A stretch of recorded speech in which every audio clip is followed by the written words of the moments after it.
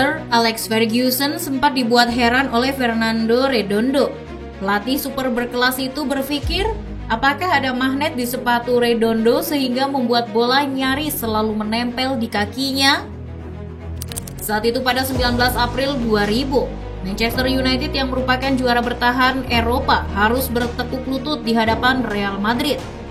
MU yang memainkan laga di Old Trafford harus mau mengakui kehebatan raksasa Spanyol yang salah satu kekuatannya diciptakan oleh pemain bernama Fernando Redondo. Pada menit ke-52, Redondo mempertontonkan sebuah aksi yang begitu menawan.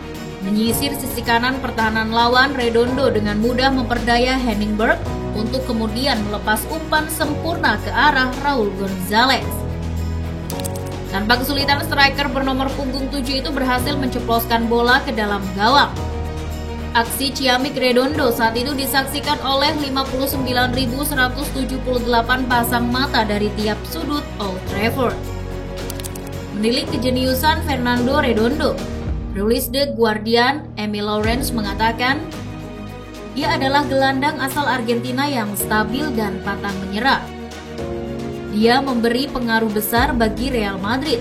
Dia hebat dan memiliki pertunjukan menarik di setiap laga. Siapapun yang mencari bakat mewah asal Argentina dan bermain untuk Real Madrid, maka Fernando Redondo adalah jawabannya. Fernando Redondo tak seperti bakat sepak bola asal Amerika Latin lainnya. Ia lahir dari keluarga berada. Redondo sudah terbiasa dengan sepatu mewah dan lapangan menawan. Hal itu pun seolah makin membuat kakinya bekerja dengan sempurna. Ia dilahirkan di daerah Villa Fiorito, sebuah kawasan perbukitan di Argentina. Redondo dikenal sebagai sosok yang jenius. Namun begitu, ia juga memiliki sifat pembangkang dalam dirinya. Hal itu terbukti saat sang jenius berkaki kidal menolak untuk membela timnas Argentina hanya karena tidak ingin memangkas rambutnya.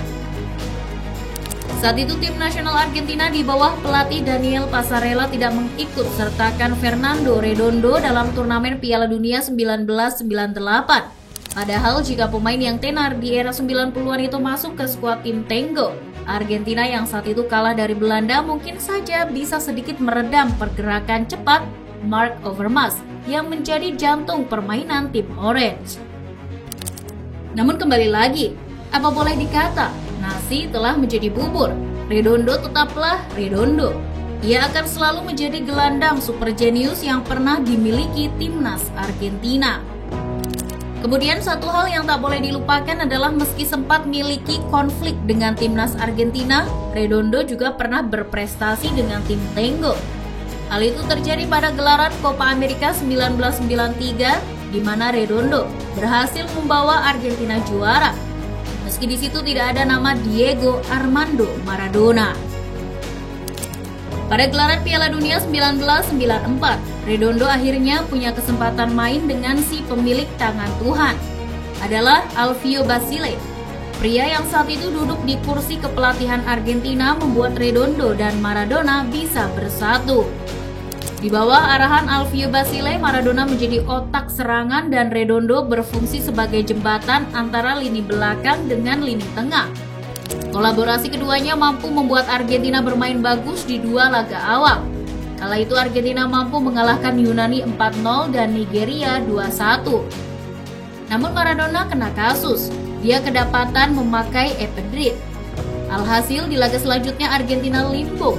Redondo tak punya partner di lini tengah dan membuat Argentina tak mampu lolos dari jeratan babak 16 besar. Redondo dikenal sebagai gelandang super komplit. Dia memiliki atribut lengkap untuk menjadi seorang bintang. Kreatif passing, visi, teknik serta kontrol sempurna dari kaki kirinya menjadi bagian dari kemampuan luar biasa yang dimiliki Redondo. Meski kecepatannya tak seberapa, Redondo dengan segala kelebihannya mampu memberi kontribusi penting bagi tim yang dibelanya.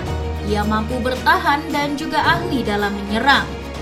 Redondo memulai karir sepak bola di usia 16 tahun. Saat itu ia bergabung dengan Argentinos Junior dan bertahan selama 5 tahun di sana. Sebelum akhirnya bergabung dengan tim Spanyol Tenerife. Setelah punya sedikit bekal untuk menjajaki level yang tinggi, Redondo akhirnya berlabuh di Santiago Bernabeu pada tahun 1994. Di Real Madrid, Redondo menjadi bintang. Ia berkontribusi penuh bagi keberhasilan tim hingga membuat namanya kian dikenal dunia.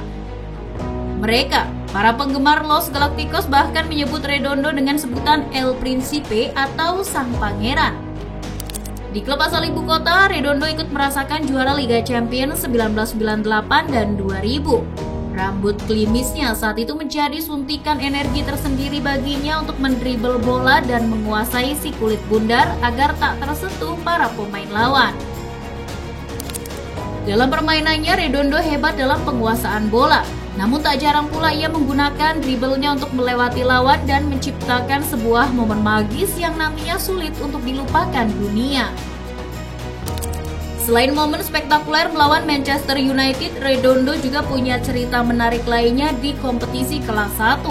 Saat itu di final Liga Champions Eropa 1998, Real Madrid bertemu dengan Juventus. Duelnya dengan Zinedine Zidane menjadi yang paling disorot. Redondo dan Zidane yang sama-sama memiliki kualitas tak main-main berduel dalam aroma final kompetisi Eropa. Pada akhirnya kemampuan Redondo mampu mengelabui kejeniusan Zidane. Real Madrid memenangkan laga lewat sebiji gol Predrag Bujatovic. Setelah arungi musim yang sangat luar biasa bersama Real Madrid, Redondo lalu putuskan hengkang ke AC Milan. Saat itu, kepindahan sang pemain menuju kota mode sedikit timbulkan kontroversi. Pasalnya, Redondo mengaku bahwa ia masih ingin tinggal di Madrid.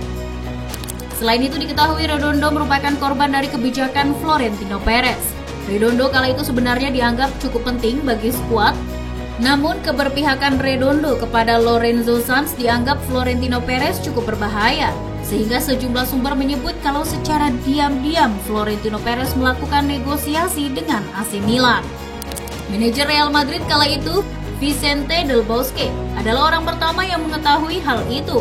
Ia dengan tegas mencegah agar transfer tersebut tidak terjadi.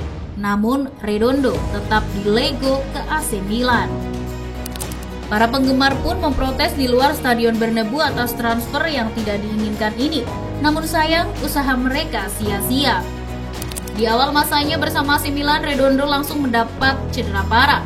Cedera yang didapat dari sesi latihan itu mengharuskan Redondo untuk beristirahat selama kurang lebih 2,5 tahun. Semasa operasi dan pemulihan, Redondo menolak digaji dan memakai fasilitas klub. Ia bahkan sampai mengembalikan rumah dan mobil yang diberikan pihak klub, sebagaimana yang tertera dalam kontraknya. Namun setelah sembuh dari cedera panjang, momen comeback Redondo tak semudah apa yang dibayangkan. Ia harus bersaing dengan gelandang garang macam Gattuso. Ia pun hanya tampil sebanyak 16 kali di Liga dan gagal ciptakan satupun gol. Akan tetapi setidaknya Redondo termasuk dalam skuad AC Milan yang memenangkan kompetisi Serie A, Coppa Italia, dan Liga Champions Eropa. Pada 2004, ia pun pensiun dengan catatan total 33 penampilan selama 4 musim bersama Rossoneri. Pensiunnya Redondo mungkin banyak dilupakan banyak orang. Namun, seperti yang sudah diceritakan, Redondo akan selalu menjadi penari lapangan hijau bergaya tango.